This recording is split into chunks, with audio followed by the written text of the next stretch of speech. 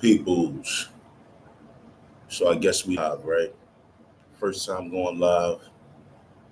So I want you guys to come in the building. Ma, you can come in. You can come in. Yeah. I just want to see how it.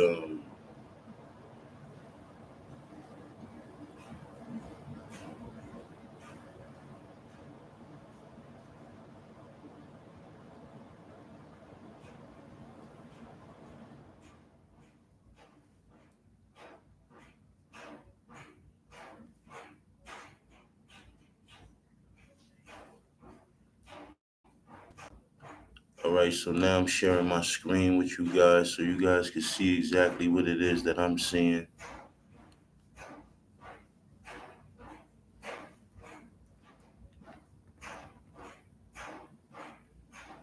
Now, this is a video that I posted a while ago.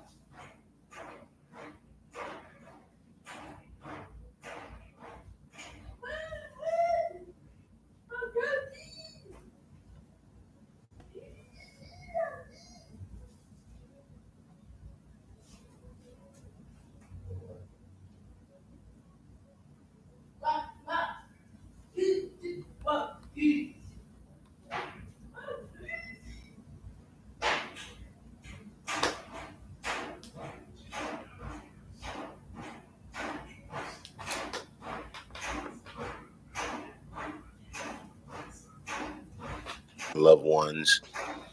Some have been already confirmed dead. And this is a humanitarian crisis. And there's pockets of situations like this that are happening all over where people are just looking for refuge. They're just seeking refuge away from the horrific conditions that they are faced with.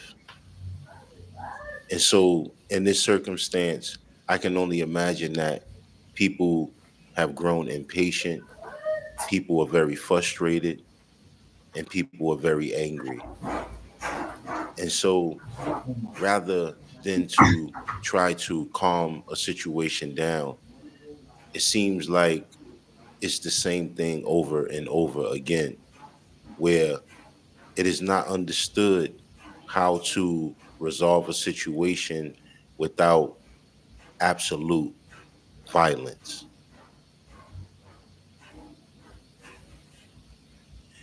In other geopolitical news, Al Jazeera reports Russia arrests dual U.S. citizen for Ukraine linked treason. The woman is accused of raising funds that benefited the Ukrainian armed forces. Russia's internal security and intelligence agency has arrested a woman who holds dual Russian and United States nationality in the Ural district for committing treason by raising funds for Ukraine. The Federal Security Service, FSB, in the city of Yekaterinburg, hope I said that right, Yekaterinburg, took into custody the unnamed woman, identified only as a 33-year-old resident of Los Angeles, state media reported on Tuesday. Okay, so this reminds me of, the individual that Tucker Carlson was speaking of when he was speaking to, or interviewing rather, the Russian president, Vladimir Putin. He was speaking about an individual who he believed was detained, that was a journalist, a reporter, and the Russian president was informing him that this individual was actually a spy. This individual was actually working for the CIA. And so here's another situation where a woman has dual citizenship. She has citizenship in the United States of America, and she also has citizenship in Russia. And so this woman has been linked to raising funds for the Ukrainian military. Now, how do you link somebody to doing such things? Well, if you are raising capital in any type of way, and then you in turn transfer or forward that capital in some type of way, shape, form, or fashion to an outside entity that receives that capital, and depending on where that capital goes, you can very well be held accountable for you sending that capital to someone either beknownst to you or unbeknownst to you. And so I don't know enough details about this story to actually comment on whether she was or she wasn't. But this is what's being said. This is what the Russian government is saying to the world, that this woman has been detained because this woman is she has been committing treason. Now, treason as it relates to her citizenship in Russia, because Russia is in an ongoing and an active conflict with Ukraine at this point. So for you to be a Russian citizen raising funds for anyone in Ukraine, it has to be taken as not only a threat to national security as it relates to Russia's national security, but it has to be taken into account. And as I said, I don't know enough about the situation to know if she was or she wasn't. I don't know enough about Russian law to know how bad it really is. But just to hear the word treason, you know, you usually would hear something like that as it relates to someone who is a part of, a governmental structure, someone who is actually a part of the government, or someone who is actually a part of the military industrial complex. This is the only time I've heard the word treason really used. I haven't really heard it used as it relates to citizens. Now, I might be wrong about that. And I'm pretty sure that there's cases where citizens have been charged with treason, especially if, they work somewhere and they receive some type of information and they gave it to someone outside of the country, especially an adversary to the United States of America. So I can very well see how a citizen could be charged with such. But as I said, I don't see how a citizen could be charged with such. On the other hand, if the citizen doesn't actually have some type of governmental clearance or they work some place of importance. Now, on the flip side, what I can say is there are many citizens who work in the private sector that, you know, can also access and obtain information that probably would be also a threat to national security if it was to land in the wrong hands. And what I mean by the private sector, you have all type of private um, defense people who make weapons, people who make technology, people who make all types of different things that are in the private sector. Who some of these companies and corporations have governmental contracts, some of them don't. Some of them are vying, trying to get governmental contracts. So it's a very, very touchy situation. And like I said, I don't have enough information on it. So I just wanted to bring this news to you guys to know, for you to know that you need to be very careful what it is that you're doing, your movements, because people are watching. People are watching everything that you do. When you think that they're not, they are. And so something that you may feel is innocent, something that you may feel you have every right to do, and your intent is pure. Well, in the world we live in, it can very well mean the difference between freedom and imprisonment. In other geopolitical news, children collect spilled flour from the ground after Gaza aid chaos. A video of children collecting flour off the ground shows how serious the hunger situation is in Gaza.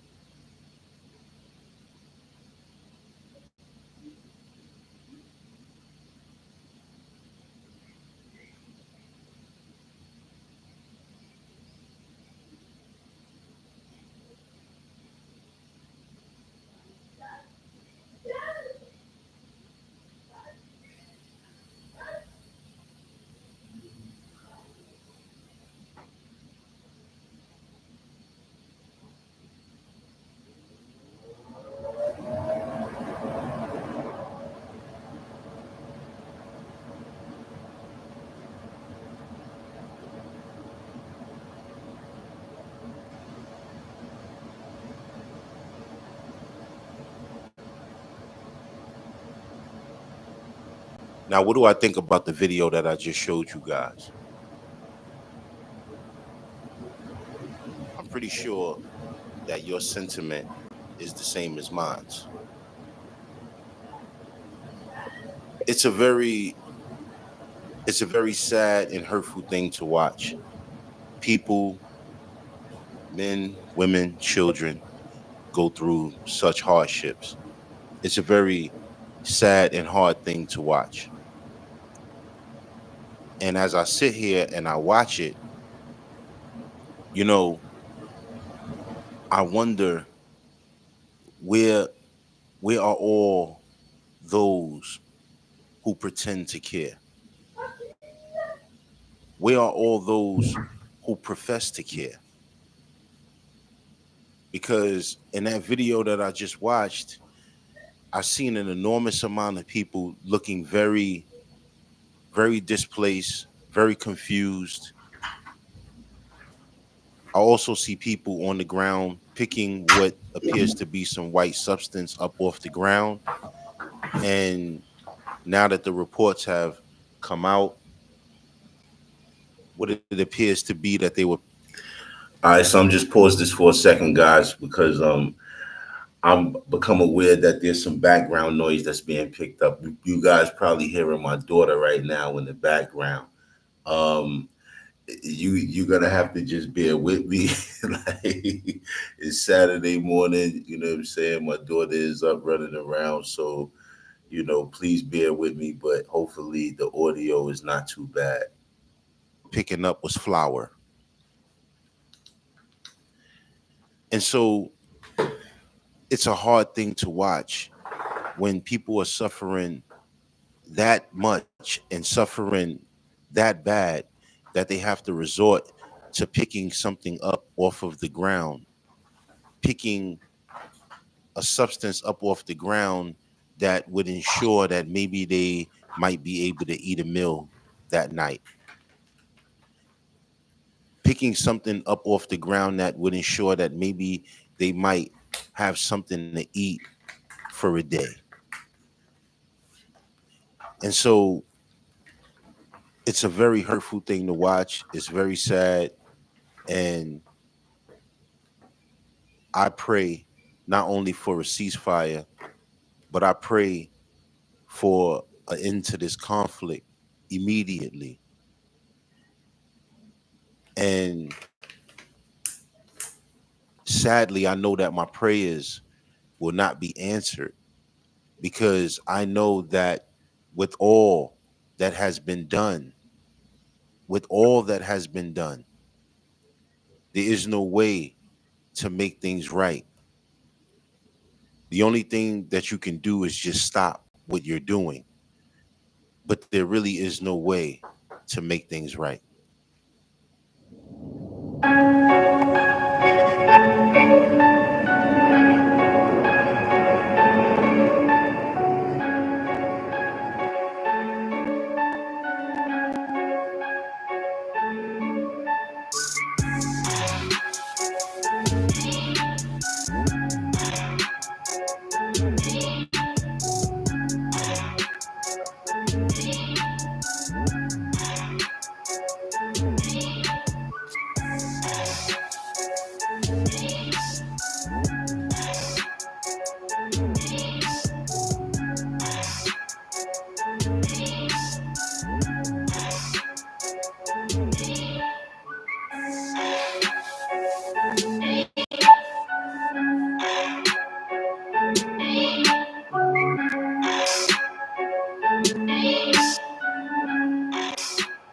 In other geopolitical news, I'm on a YouTube platform on Zach Mawask. I don't know how to say his last name, but you can see You can his say his last last name is name, put it in the chat. MWEKASSA. I'm on Zach's channel right here, and if you can see the title, Putin, Russia has found the antidote. I don't know how true this is. I don't know if this is propaganda. At this point, I don't know anything. But what I do know is that if this is if this has any ounce of truth to it, this will be one of the single most important things in not just um, Russian history, but in world history. And I almost made a mistake of saying American history, but this will be the single most. It will probably be the single most greatest accomplishment in the I don't know how many centuries in world history. So if this is true, the implications of this is just astronomical. I'm going to play this video for you guys to give you guys some context of exactly what it is that I'm speaking about.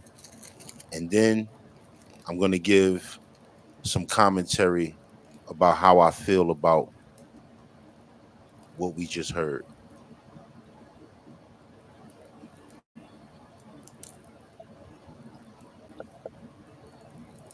Russian President Vladimir Putin has shocked the world, coming up on a forum saying very openly on TV that Russia has come very close to bringing out or discovering or presenting a cancer vaccine that is massive, guys.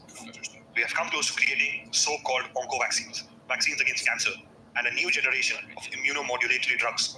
And I hope that soon they will be effectively used as methods of individual therapy. Of course, there are many bright discoveries now, and we are looking forward to such discoveries in the future. What's interesting is the timing of when Russian government, Russian president decided to speak out, to say we are ready to produce what you call the so-called vaccine. Very interesting. So Russian President Vladimir Putin announced. So this is very interesting. And like I said, this is unprecedented. If this is if any ounce of this is true, then the implications of this is just it's astronomical. Vladimir Putin is proclaiming that Russia has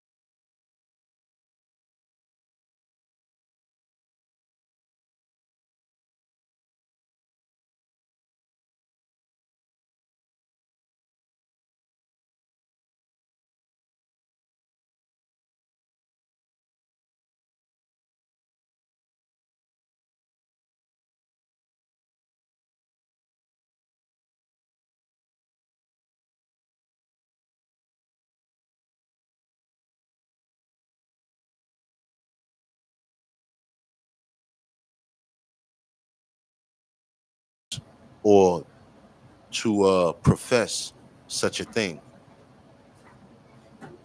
Working very hard. Various companies and countries, including the UK government and Germany-based BioNTech, are actively working on cancer vaccine. The UK government's agreement with BioNTech aims to launch clinical trial for personalized cancer treatment, potentially benefiting 10,000 patients at 2030. The UK, Germany, the United States, and many other companies, they have a program into bringing the cancer vaccine, so-called cancer vaccine, as per Vladimir Putin, available to the public by 2030. Maybe not many years for you because you're healthy, but that's many years away for somebody suffering from cancer right now. Pharmaceutical giants Moderna and Merck are developing experimental cancer vaccine showing promising results, according to themselves. So, fellas, let me get back to this so we can understand. Putin comes forward and say, we are very close to developing cancer vaccine. Why does he do that? It's very clear. Russia is at war against most of the world, at least against Western nation. And the I find that also very funny. And it might be strategic as well, because if Vladimir Putin comes out and says, you know what, we have we are very close to developing vaccinations for cancer treatment. If he comes out and says this, then the other nations, the other countries that have been doing such and may very well have been keeping it secret from their general populations, now they will have to move. They will scramble to move forward with releasing theirs because they don't want Russia to beat them. And this becomes a game. It's the same thing as the space race. It's the same thing as the arms race. It's the same thing as any other thing that these nations compete with each other for. And so if Russia is announcing that it is very close to developing vaccinations for cancer treatments, then all other places that are doing such will scramble and rush to do the same thing because they do not want Russia to be the winner. They do not want Russia to be the only one. And so you can very well bet that if there are companies inside the United States of America that have been doing the very same thing and they are close or however close they are, they're going to start releasing information to the general public to let them know that they too are very close and have been doing the same thing, because then it will become a race. So understand the strategy behind what just happened. Now, as I said, you and I both don't know, you and I don't know very well if this is absolutely true or if this is just some type of tactic to get people to um be on edge, to get people that's in your adversarial regimes to be in a panic mode, so to say. And so only time will tell how real this actually is. Only time will tell if there are other nations who will come out, who will follow suit.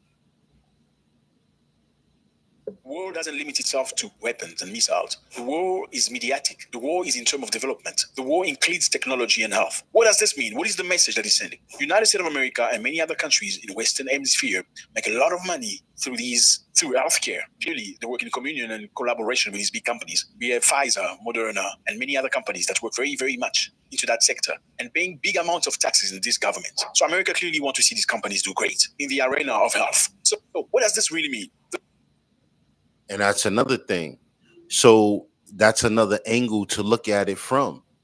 Maybe he actually does have the technology and maybe he is very close to developing a vaccination. And that will trigger a catastrophic event for the United States of America.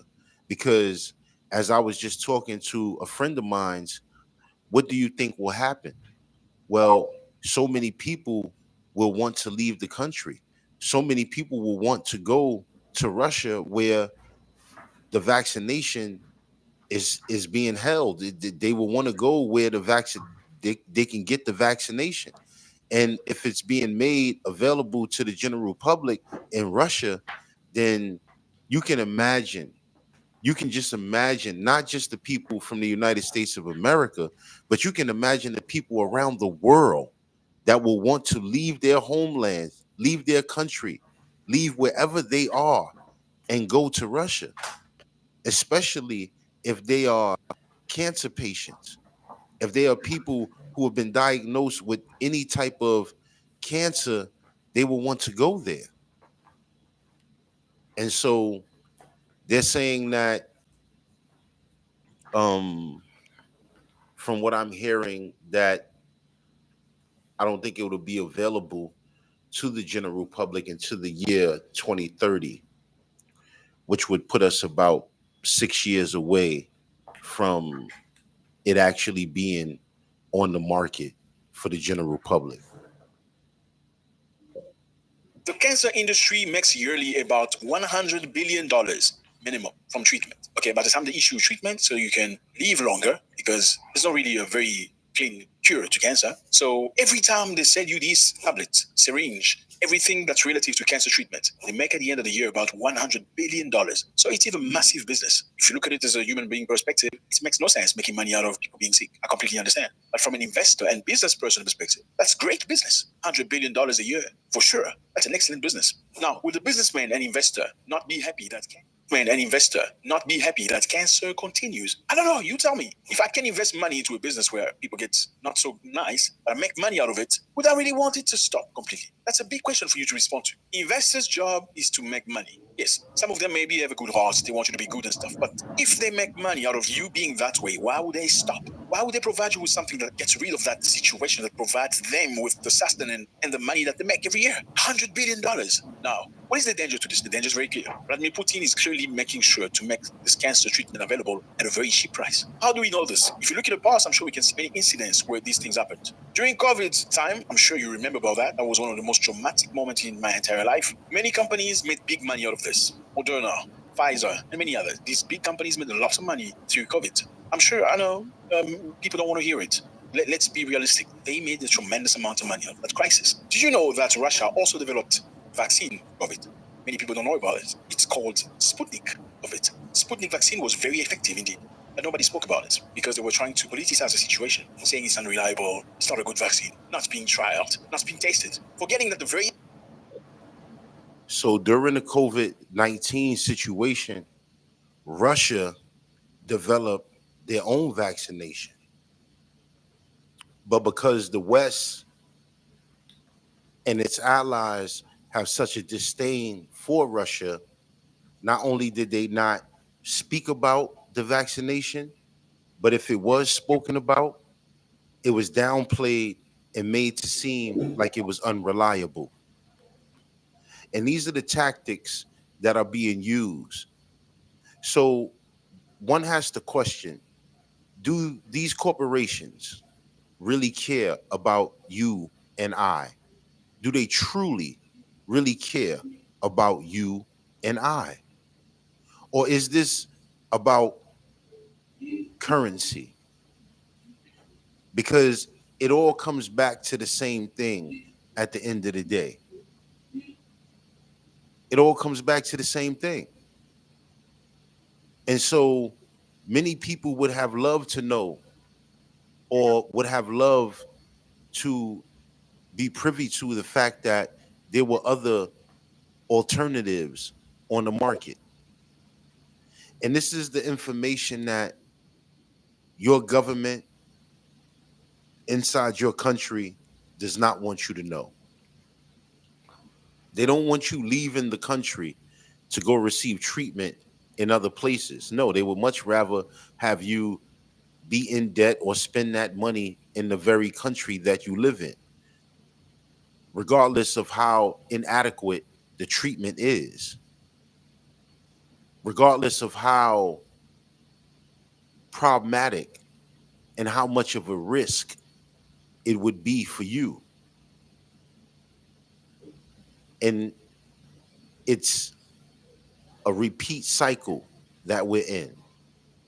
It's a repeat cycle as it relates to situations that are of severity. It's the same thing. We always have to come to a point where we have to learn from the mistakes that we made. And the problem with that scenario is that when you give a chosen few, a group of people, when you give them power over you to govern you, but yet they don't have the proper information. They don't have the answers. This becomes a very problematic situation. And so, like I said, if this has any ounce of truth to it, and the United States of America, the major media corporations, they will downplay this information. It is almost unequivocally true. They will not allow Russia to make an announcement like this without downplaying the announcement. They will say that it's untrue. They will say that it's unfounded. They will say that it's no proof. They will say whatever it is that they need to say to get the general public of the United States of America and its allies to not believe such a thing. And then if Russia doubles down, if they double down on the situation and provide proof, well, then that's when you'll get the secret corporations in your country that will come forward and say that they themselves were working on the very same thing. They themselves will say that they are very close as well. And then it'll be about your choice. The same thing they were selling had not been tested as per the protocol of 10 years. The difference was the Russian vaccine was very cheap compared to Moderna and Pfizer. Pfizer vaccine doses were selling at about $70 and Moderna about $55. In the meantime, how much do you think Sputnik vaccine was selling for? $10. With the same effectiveness and sometimes much better, the Western nation vaccine. Many countries rejected it for political reasons. But these are the countries that accepted Russian vaccine. Sputnik vaccine was approved in Russia, Belarus, Argentina, Bolivia, Serbia, Algeria, Palestine, Venezuela. Do you see where we're going? These are specific countries. Paraguay, Turkmenistan, Uruguay, the UAE, Iran, Guinea, Tunisia, Armenia, Mexico, Nicaragua. That's the direction it went. So everybody was told about Moderna and Pfizer and Johnson Johnson. But So it seems like the world was divided. Seems like half the world went with the Russian vaccination, and the other half of the world went with the US vaccination. And that's how these geopolitical events have been playing out. The world has been divided. There are countries that are allies to the United States of America, and that's one side. And then all of the adversarial countries to the United States of America, it seems like they've been brokering and making deals with each other. And it seems like they're growing stronger and stronger by the year. And so now you have the newly formed BRICS nations that have come together in solidarity also for one common cause as it relates to economics. But not everybody was told about Sputnik that cost much, much cheaper than the other vaccine with the same level of effectiveness. As per reports, they made a lot of money out of vaccine. Cumulatively, Pfizer and Moderna made about $100 million out of vaccine. Yes. So, fellas, what does this mean? There's a lot of things happening right now. Russia's really fighting back. And I feel like they're bringing out weapons that they had in the past, never wanted to use. They are fighting in terms of weapons. Russia's just developed the scariest missile ever. Missile capable of destroying satellites on orbit. And this is shaking everybody on the other side. And nobody's talking about it. Russia is now coming forward with a potential vaccine for cancer in the future. And that's going to destroy business for many, many people. That is dangerous. And I feel like Russians of Vladimir. It will completely destroy businesses. If, like I said, the implications of this is astronomical. If any ounce of this has any truth to it, then the implications for a lot of companies in the United States of America and abroad that make vaccinations or make different treatments for cancer that have not worked or have been ineffective, they are going to seriously lose business. If not, I believe that they might completely go out of business altogether. Follow Street Icon on all social media platforms at Street Icon 1 on the X platform, at Street Icon 8080 on the YouTube platform, Street Icon on all other social media platforms. Drop a comment in the comment section and let me know how you feel about the stories that I've brought to you today. Did you know about them? How do they specifically make you feel? Drop a comment in the comment section and always remember, stay vigilant, stay safe. Peace.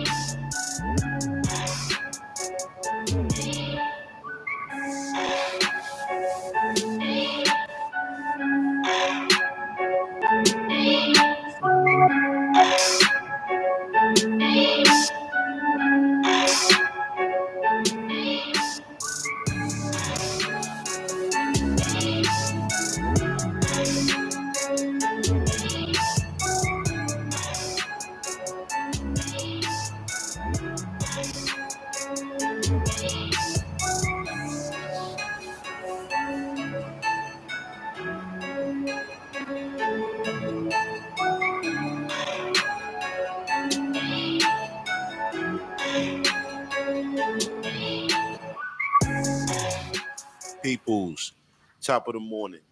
It is Monday, February 19th, and I am here with your geopolitical news. Al Jazeera reports Palestine's UN envoy moves to tears during ICJ hearing. Palestine's UN envoy Riyad Mansour was moved to tears during his final remarks at the ICJ's hearing on Israel's occupation of Palestinian territories, as he's described how international law has not protected Palestinian children in Gaza or the occupied West Bank. Now, this video is about a minute and 15 seconds, excuse me, long. And so I'm going to play this, just to give you guys some context as to what he said and what his closing remarks were. To guide us towards a future in which Palestinian children are treated as children.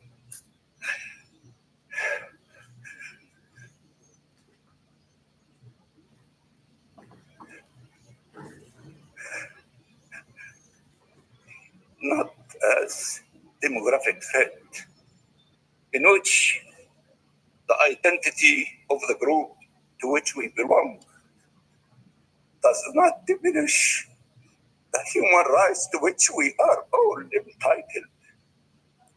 A future in which no Palestinian and no Israelis is killed.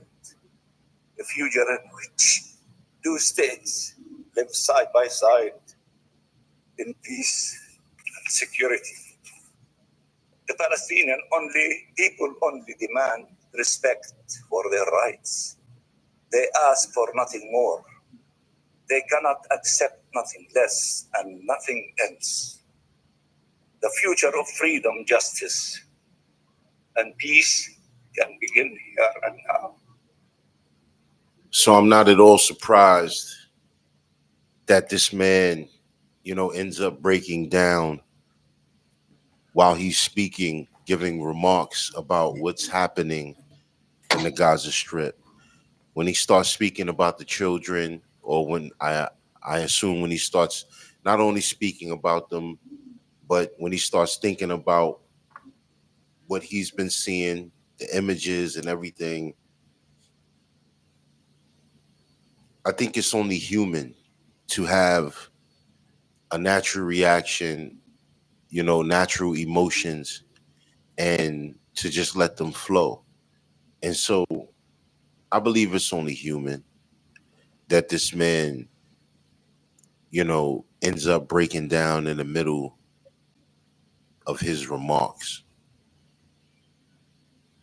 I think this is something that many of us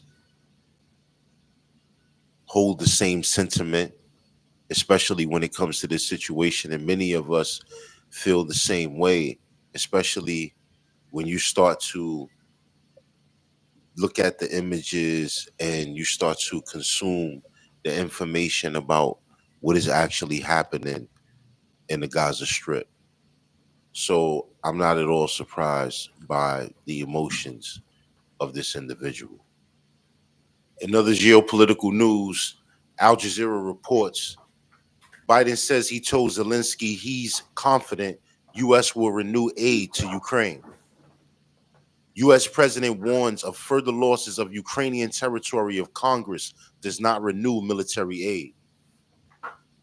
At this point, many of us are probably clueless as to what the United States government will actually do in this situation. I tend to lean on the side of them probably giving the aid to Ukraine and to Israel. There's a large population of people inside the United States of America who absolutely um, attest this, who actually stand against this, and who actually have tried to stop this. But I believe that it's overwhelmingly the other side that have positions of power at this point in time that are pushing forward the military aid, um, the aid packages.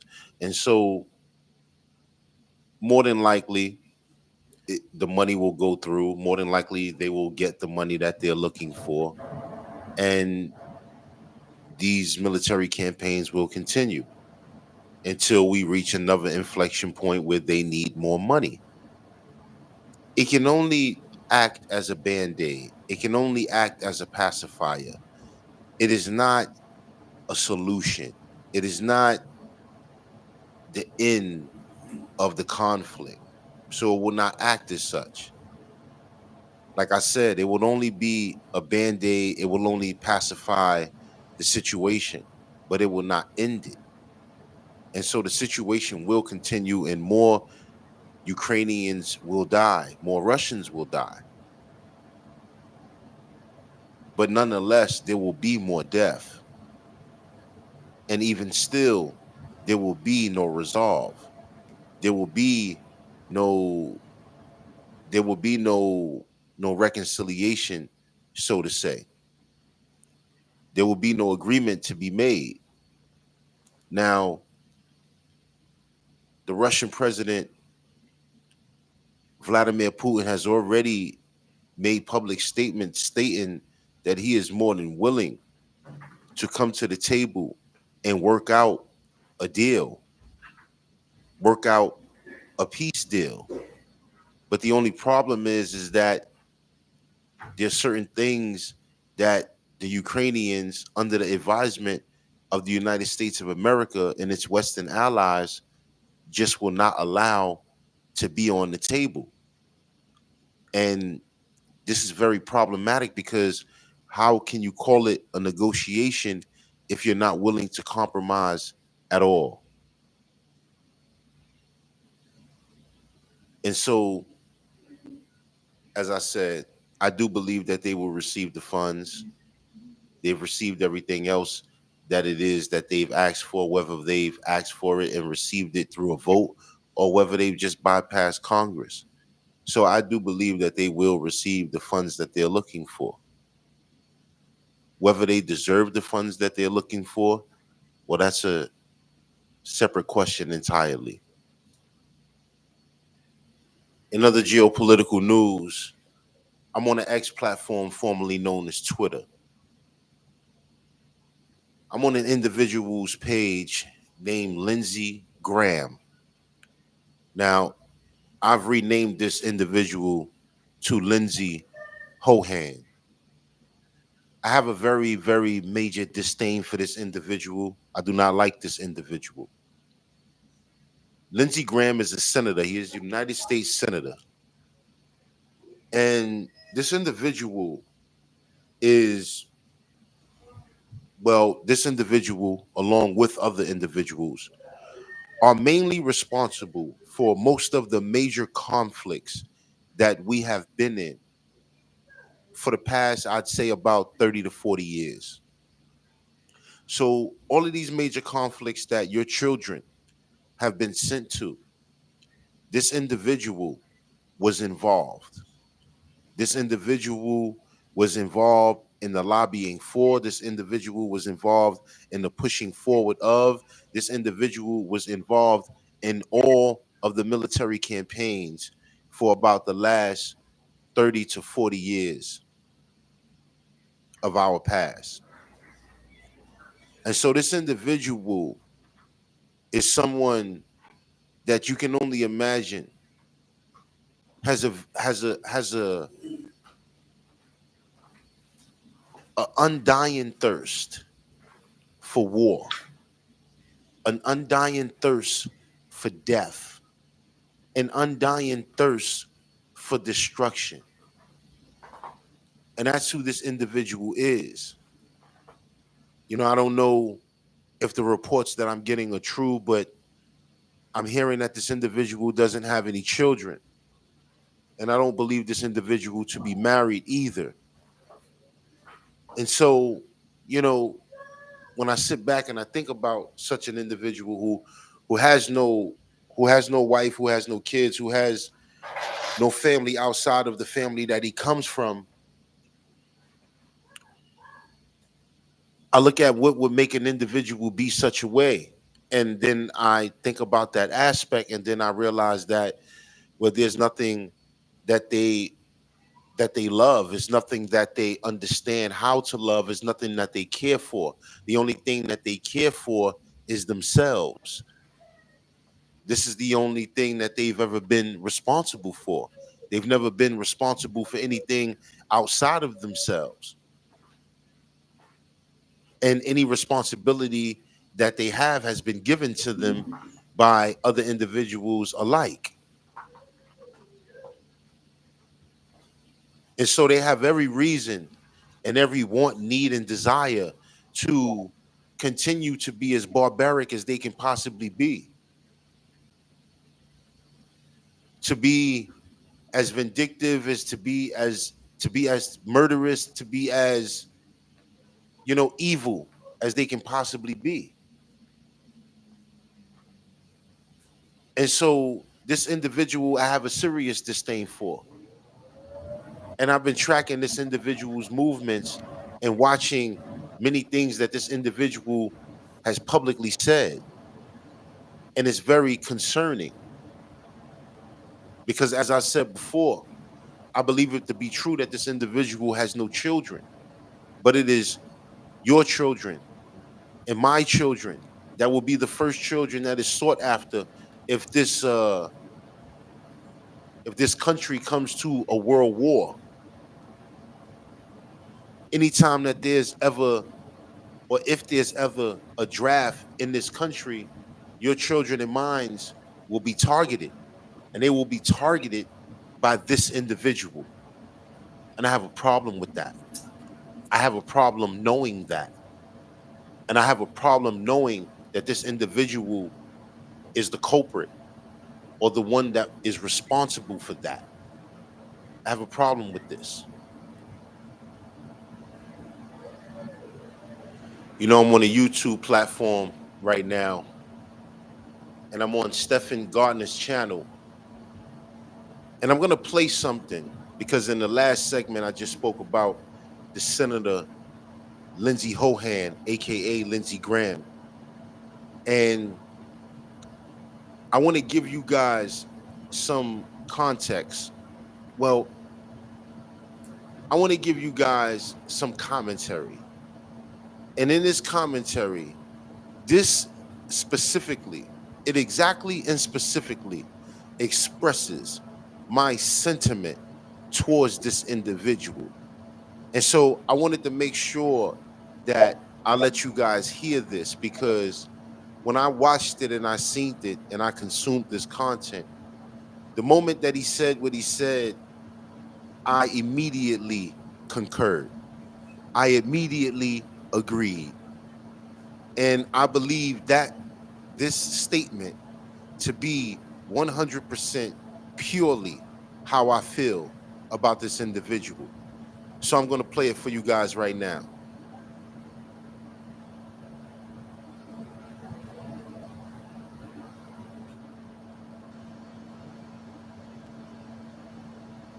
So when Senator Lindsey Graham and Representative Dan Crenshaw, when they say we should bomb the hell out of Iran, are they thinking what happens the next day when the stock market melts down, when the world goes into panic, when the price of oil shoots through the roof? Or do they not take any of that into consideration?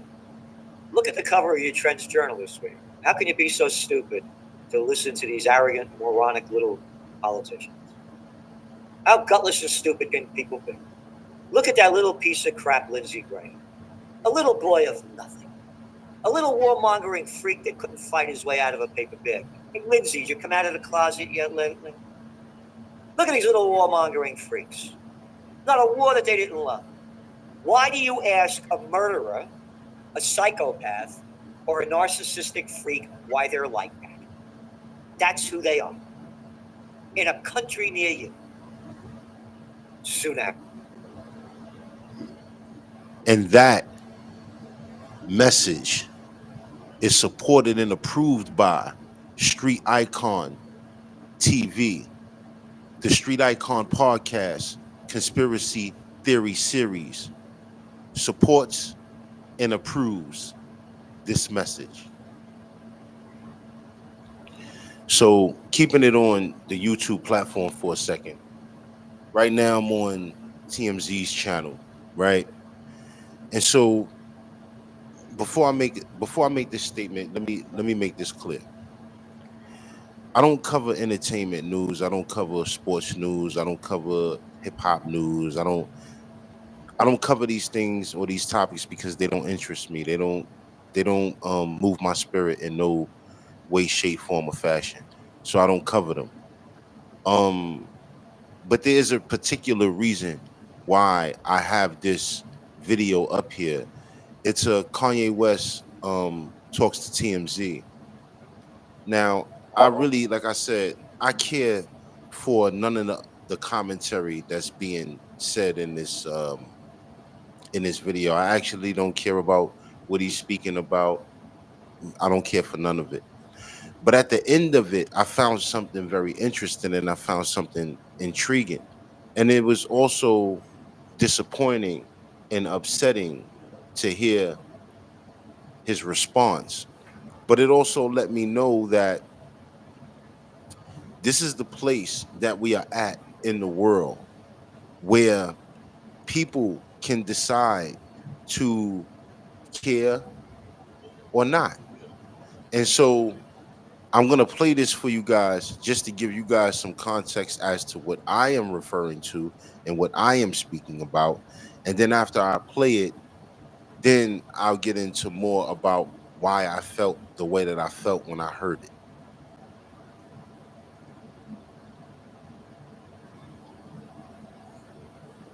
People calling you crazy and misinformed. What'd you say? Your thoughts on the Palestinians? I don't have enough information on that. I'm straight. I'm straight up nigga from outside of Chicago, born in Atlanta. I don't have enough information. There's love for everybody, but don't pull me to that conversation. I got people. I got 14 kids dying every week in my city. Don't say so. Talk to me about that. I appreciate you, man. So now, Mr. Kanye West, the individual that was standing off to the side, asked him if he had anything to say in reference to the Palestinians.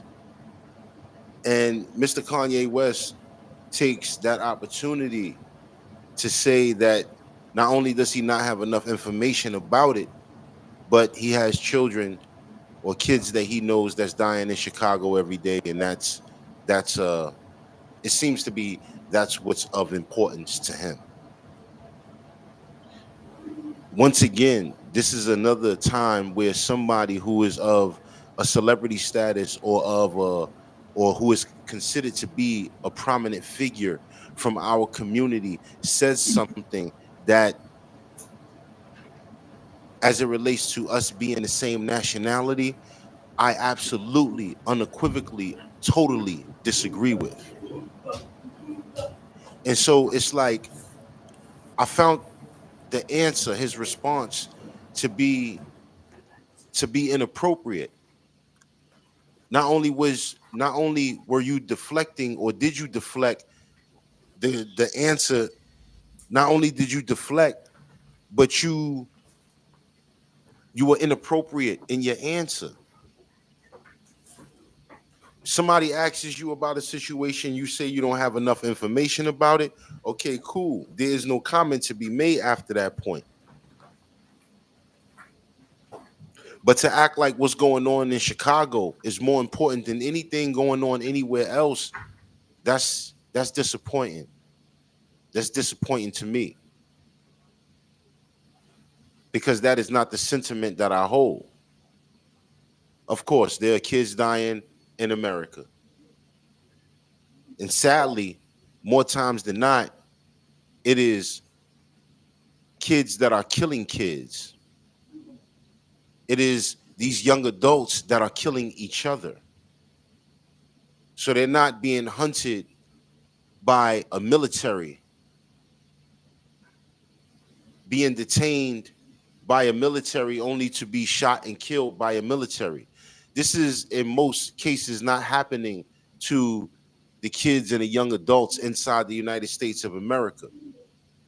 Now, don't get it twisted as if I'm saying that there's not police brutality, oppression. That is not what I am saying. But what I am saying is, how dare you? How dare you make a comparison? All because you don't have the information as to what's actually going on in Palestine. But how dare you make a reference to something that's going on in Chicago as if it is more of or of more importance? Children dying are children dying. No matter where they are, it will always be inappropriate. It will always be evil. It will always be unnecessary. It will always be wrong. So when somebody asks you a question about what you think about what's going on with the Palestinians, whether you had enough information or not, the answer is clear. Civilians, innocent civilians, men, women, children, elderly, will never be okay. It will never be okay with them being sacrificed. A drop of their blood would never be okay with being sacrificed. The answer is clear. But you know, when you put some other issue or other problems before the question at hand, it shows exactly the type of individual you are. It shows that exactly the type of individuals that we are, as a whole, are dealing with. Because when you are asked the question about anybody's plight, about anybody's oppression, about anybody's murdering and killing or ethnic cleansing of, the answer should be very clear. What I'm finding to be true, or rather should I say what I'm finding to be odd, is that the sentiment that I'm getting from African Americans, from black people or people of color in America, seems to be weirdly the same. And I'm not saying I can't say that it's everyone that feels this way, because I know that there's black people that actually care about what's going on between Israel and Palestine. But for the most part, what you see in your celebrities and people of prominent statuses and, you know, figures, what you're seeing when asked about this situation is they're reluctant to answer, or they're just not really saying anything. And I don't find that to be odd at all, especially when you deal with the average African American that comes, that's, you know, obviously born in America. Their value system is different. What they look at or what they view is different. And so the sentiment that I'm getting from a lot of people is the same thing, the same rhetoric. You know, when things happen with me and my people, do they care about us? Or just, you know, there's so many dumb things that I've heard for the past over the past months, um as it relates to covering and looking for information about these situations and events. The sentiment of African Americans, you know, when asked about these situations, it's almost as if they're reluctant to answer. And I identify with that being a part of Western value system, a Western moral code that has been implanted in the African American community, especially when you paint pictures that no one cares for them. So it's not only that they're going through segregation and oppression in the country that they live in, but when you paint a picture that first and foremost they were given up by their ancestors from another place, meaning they were sold off. When you paint pictures of that nature, and then when you also paint pictures of a nature where you show them that there is no one outside of the country that you live in who cares for you. There is no one who is speaking out about what is happening to you. Well, then the sentiment of such a people becomes no one cares for us. So they're not going to care for anyone, or at least they will be selective in who they care for. And so that's what I am witnessing when it comes to the African American community when being asked such questions on public platforms. You can see they're reluctant to answer. And I'm paying close attention to that because I'm like, well, you know, Oppression is oppression. Death and destruction is death and destruction. Children dying are children dying. Why is it so hard for you to give a straightforward answer? When somebody asks you, how do you feel about this situation? You go above and around what's actually reality. You'll say something that is so moronic as to say, I don't have enough information. Well, how much information do you need as it relates to a number that you see and it says this many dead children? What more information do you need? It's not accidental. So if you know it's not accidental that these children are dead, then what more information you need? And also another point I'd like to add before I end this, because I'm not, I don't want it to seem like I'm attacking this individual, because I'm absolutely not. But it's ironic to me when I hear individuals say that they stand on faith, they believe in, whatever they believe in, religion, whatever they religion they come from, whatever they believe in. And they speak about it so wholeheartedly and so like they have so much conviction in it. But then they make statements that are very contradictory to that. And I don't think their intellect allows them to understand. I don't think it does. And you're dealing more times than not, these celebrities and these people that are in that are public figures or in prominent positions, some of them, not all of them, well, many of them, I should say, are low educated people. They're not very educated.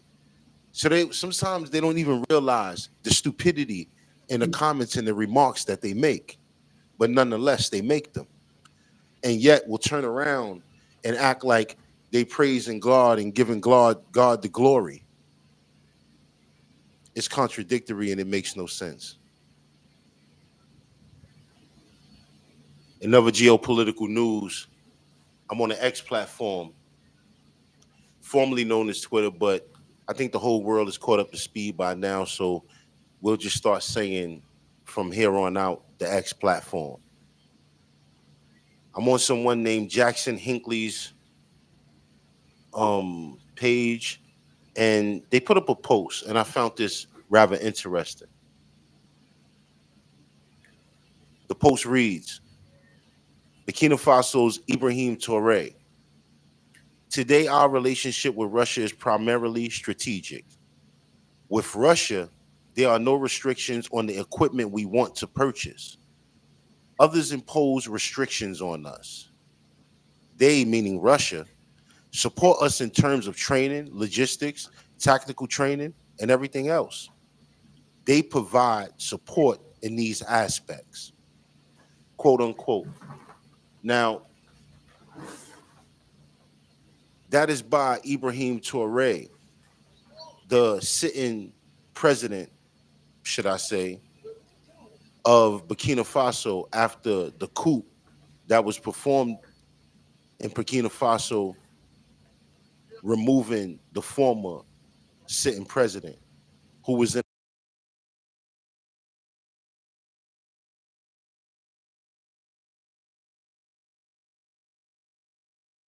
the Right. statement.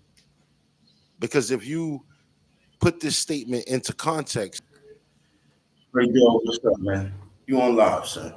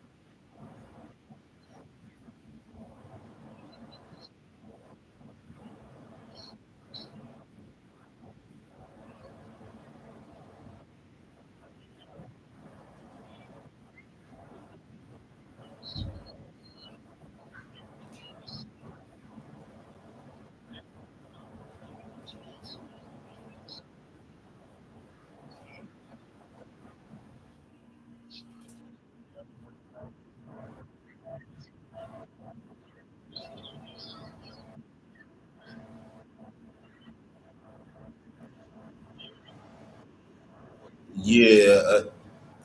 All right, I got you.